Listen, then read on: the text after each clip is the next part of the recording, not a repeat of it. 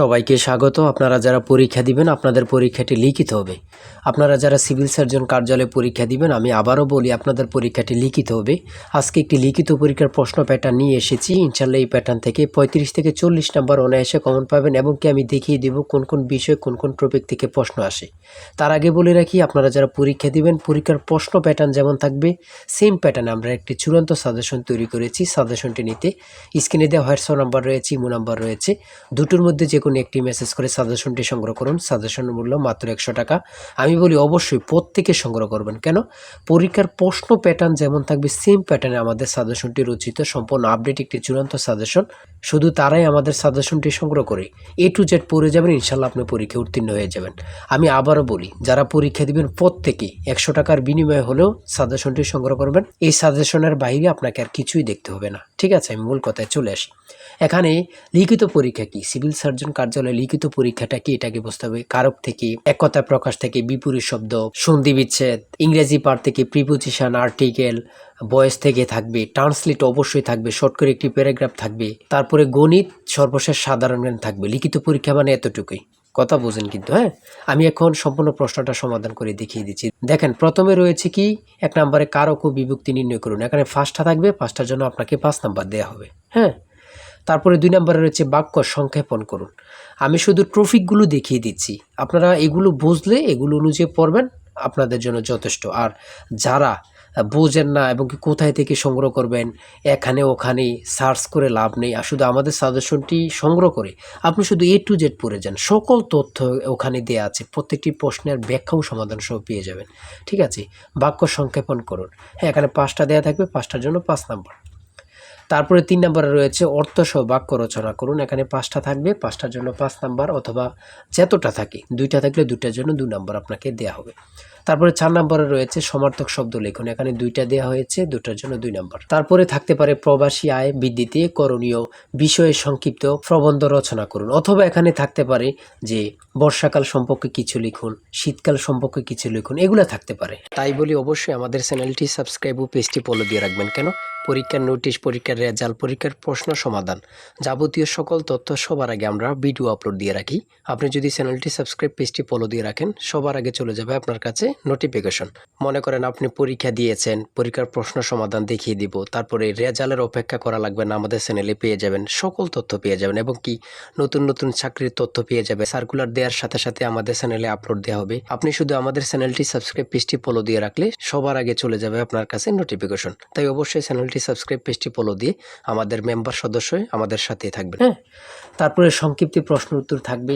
Pleural form কি, তারপরে noun থেকে থাকবে, তারপরে প্রিসিপ ফর্ম থেকে থাকবে, তারপরে ক্যাটল কোন ধরনের নাউন, এগুলো থেকে 4 থেকে 5 নাম্বার এখানে থাকবে। ঠিক আছে,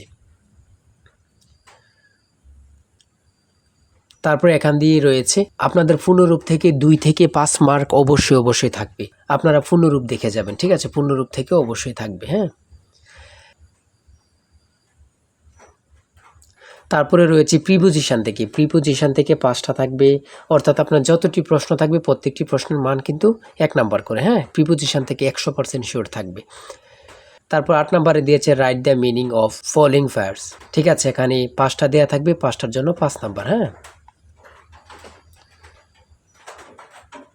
তারপরে থাকবে একটি প্যারাগ্রাফ, শর্ট করে ইংরেজিতে একটি প্যারাগ্রাফ কিন্তু আপনাদের থাকবে। ঠিক আছে, শর্ট করে একটি ইংরেজিতে প্যারাগ্রাফ থাকবে। জলবায়ু পরিবর্তন, এখানে দেয়া আছে ক্লাইমেট চেঞ্জ, জলবায়ু পরিবর্তন, অথবা অন্যান্য প্যারাগ্রাফও থাকতে পারে, ট্রি প্ল্যান্টেশনও থাকতে পারে, লোডশেডিংও থাকতে পারে। হ্যাঁ, এগুলো থাকতে পারে।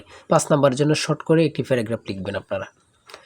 আমাদের সাজেশনের প্রত্যেকটি প্রশ্নের ব্যাখ্যা ও সমাধান সহ কিন্তু পেয়ে যাবেন। তারপরে গণিত অংশ 10 নম্বরে রয়েছে 500 মিটার লম্বা একটি ট্রেন 30 কিলোমিটার ঘন্টা গতিতে চলছে। 250 মিটার লম্বা একটি স্টেশন অতিক্রম করতে ট্রেনটির কত সময় লাগবে।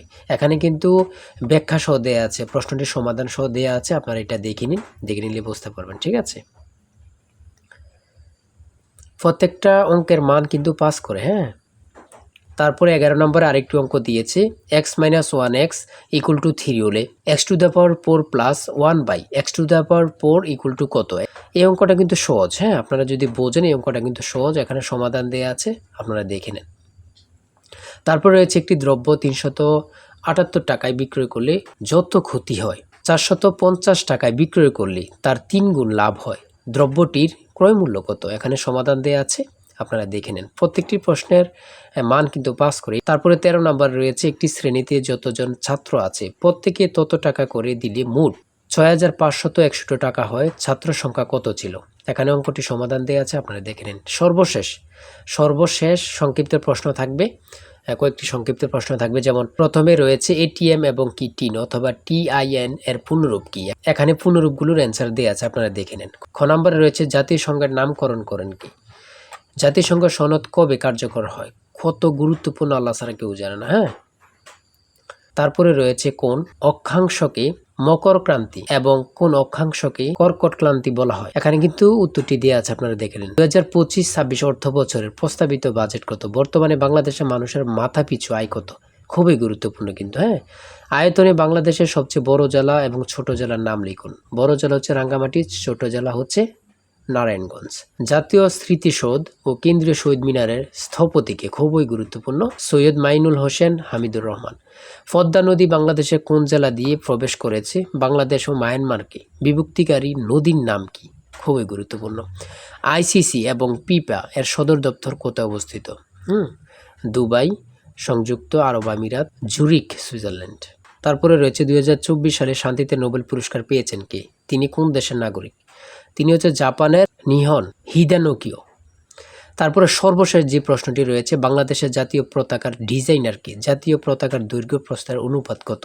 মানে কত পরীক্ষায় যে আসছে আল্লাহ ছাড়া কেউ জানে না। সেটা হচ্ছে কামরুল হাসান, 10:6 বা 5:3। ঠিক আছে। আর আমি বলে রাখি, এই জিসান স্যারের চূড়ান্ত সাজেশন কিন্তু এই নাম্বার হোয়াটসঅ্যাপ ইমো আছে, এই নাম্বারটা হোয়াটসঅ্যাপ আছে, ইমো আছে।